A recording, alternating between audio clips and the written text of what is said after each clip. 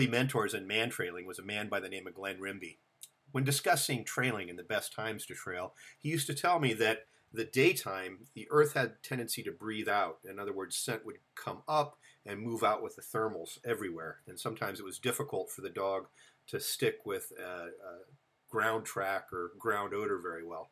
On the other hand, nighttime, the earth breathed in and scent stayed much lower to the ground, making it much easier for the dog to follow. These dandelion seed pods are a perfect example of what I'm talking about and what Glenn was telling me about in those early years. When I blow on the seed pods, immediately they go out. Gravity starts to bring them towards the grass down low. But as the air thermals hit them, they begin to immediately lift and head skywards. I think this is exactly what happens with scent to a certain extent, and why we have such problems sometimes with air scenting some dramatic distances, especially in urban environment. I also think it exemplifies the fact that it's so easy to air scent from a really, really long distance, and it's one of the reasons why some of these very old trails that are tested in an urban environment sometimes come to fruition.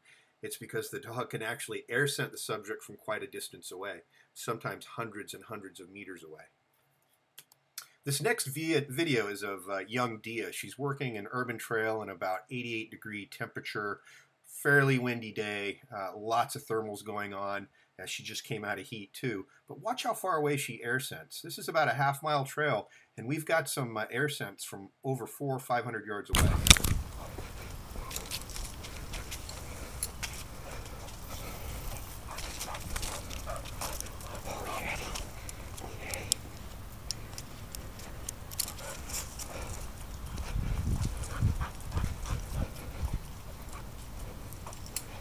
Ski.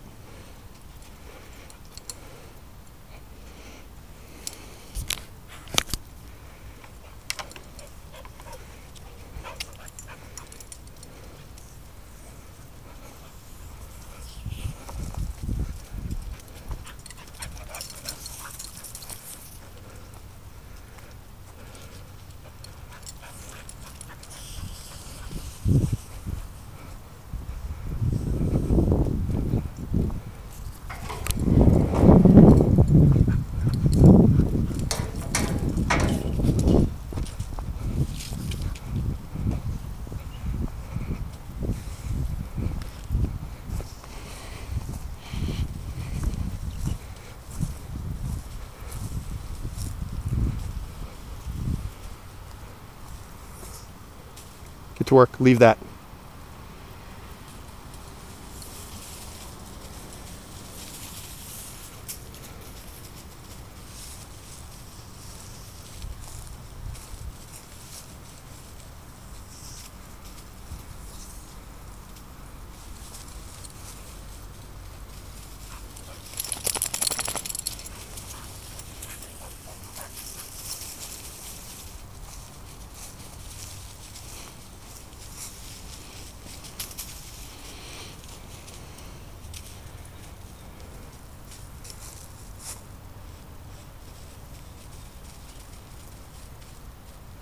Leave it. Get to work.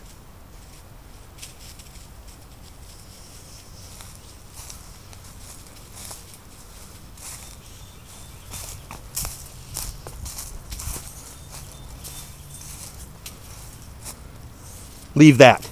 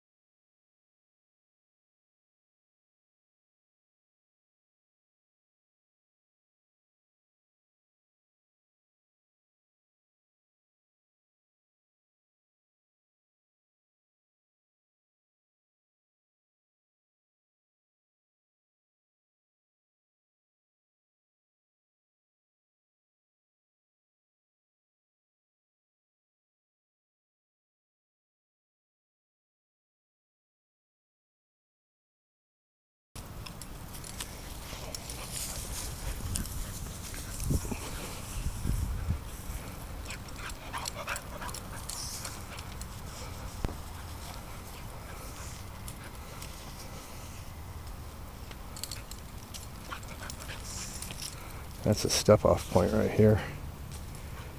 Right there. That's it. Step off point. I think it's really important to be able to detail these spots like this. You can really watch by the dog's body language how precise she's being. This is absolutely paramount to finding the connection spot on the other side of the road. The heat's really heating up the road quite a bit, so the scent track going across it isn't so good, especially when vehicles and people go back and forth. So this spot's important. It's going to have to coincide with another spot across the way, which she's going to locate in just a second. Concrete. Let's see what we do here.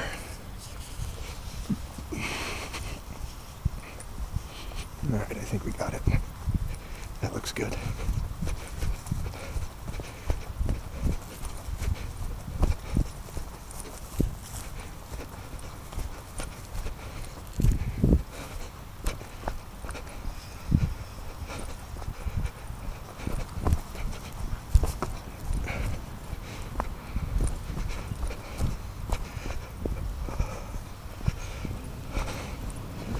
All right, we're out of odor.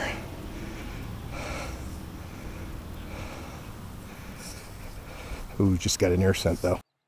Okay, so right here we're getting a really good air scent. I slow it down so you see the body language really nice. We're about 50 yards off the trail, which is over to our right on the other side of the road. She abandoned the track for this air scent, and the reason why she's going up on the hill is because she gets into the air scent even better.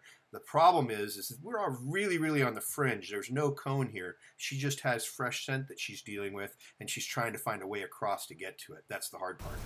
Big air scent.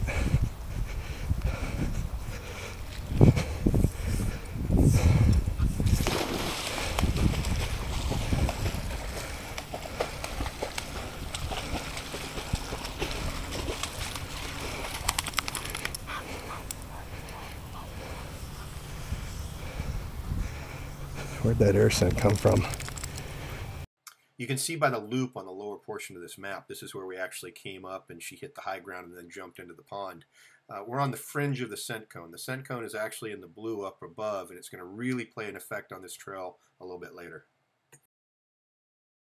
Okay, this next part I like a lot. Not only did she jump in the pond and get wet and immediately goes back to work, but what she chooses to do is what's so very important. She chooses to go back to where she last had track, abandoning the air scent because she can't take it. So she's going back, she hits the track on her own. This is all by herself without me guiding or helping. This is really important. A lot of dogs may not do this when they first encounter that fresh air scent. They won't leave it. They'll just sit there and circle and go into hunting mode. She's mature enough, she's old enough, she knows how to get back to that track as long as we're not too far away from it.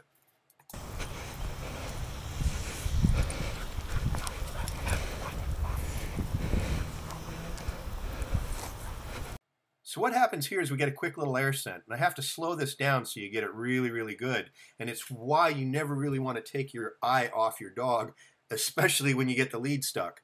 Keep an eye on that dog. Pay attention to what they're doing, because invariably when you get stuck and things bad happen, it's when your dog shows you the best body language, like what I just saw here. And this is what leads to the next set of events that we're about to have happen.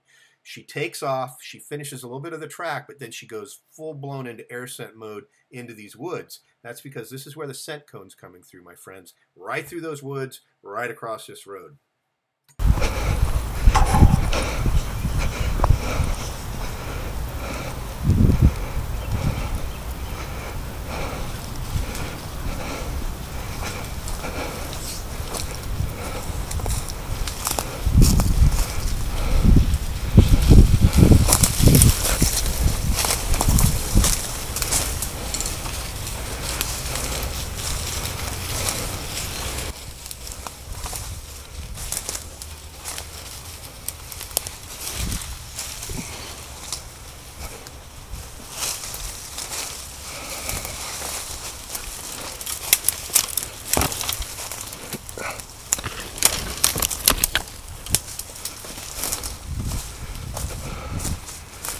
This is all air scent.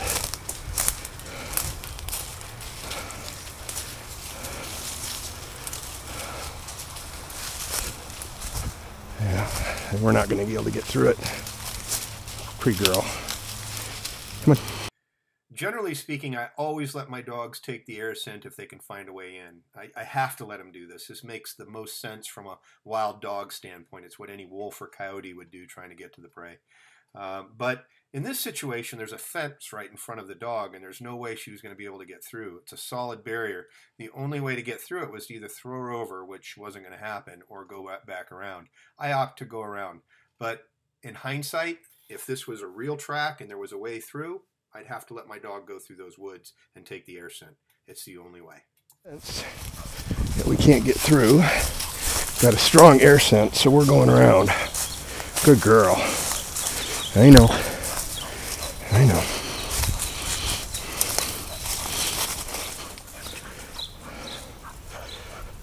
Here's the map again, and the little zigzag of yellow right there in the midst of the blue in the woods is where the strength of that wind scent really was. I wish I could have let her go through, but it just wasn't going to be possible.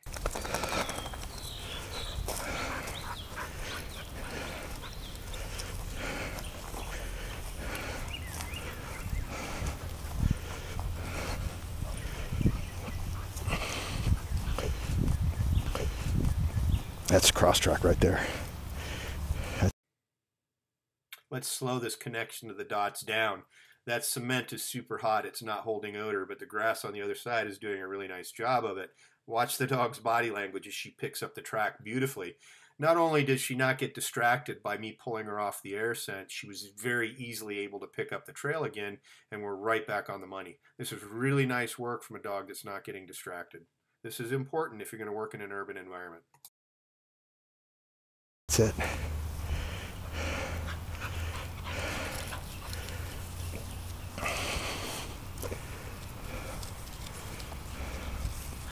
That's why she's air scenting.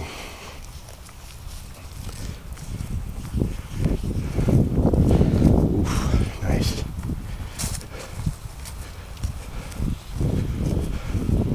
And you can see the tracks in the grass.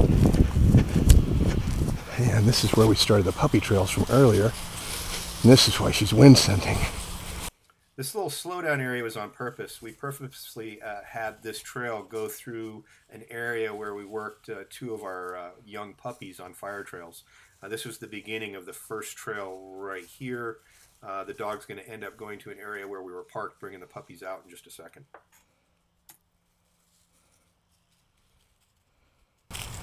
Right where we ran the puppy trails.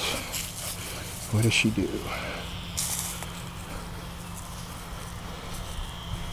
And this is where we were parked. Can she tell fresh from new? When do we have good wind scent?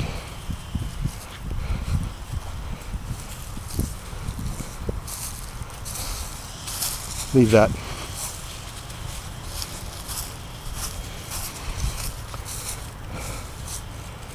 Ooh, big wind scent right here. This is right where we were parked. So big wind scent. Look at that. Okay, let's look at this beautiful body language again. This is the beginning of the air scent. Nose start panning in the direction where the scent's coming from. She's trying to decide exactly where, but it's just not working. It's because she's on the fringe. Big wind. Big wind. We're going to have to let her go with this. Now, where is it coming from? That's not over there.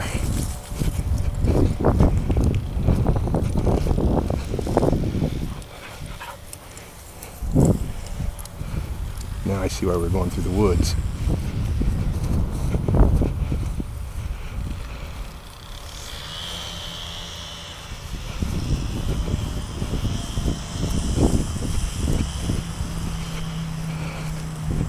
That's the edge of it right there.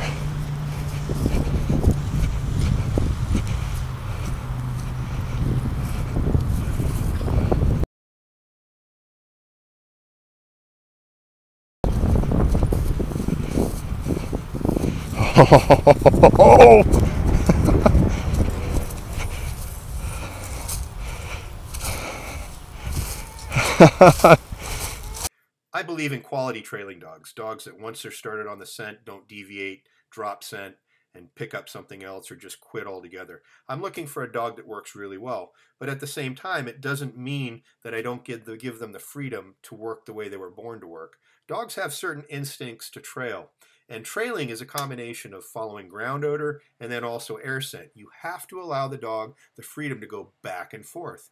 There's a training process for this, however. If you're interested in how I do things, make sure you take a look at my brand new book, The Tao of Trailing. It's available at our website, gacanine.com. You can get a autographed copy there. Hope you enjoyed the video.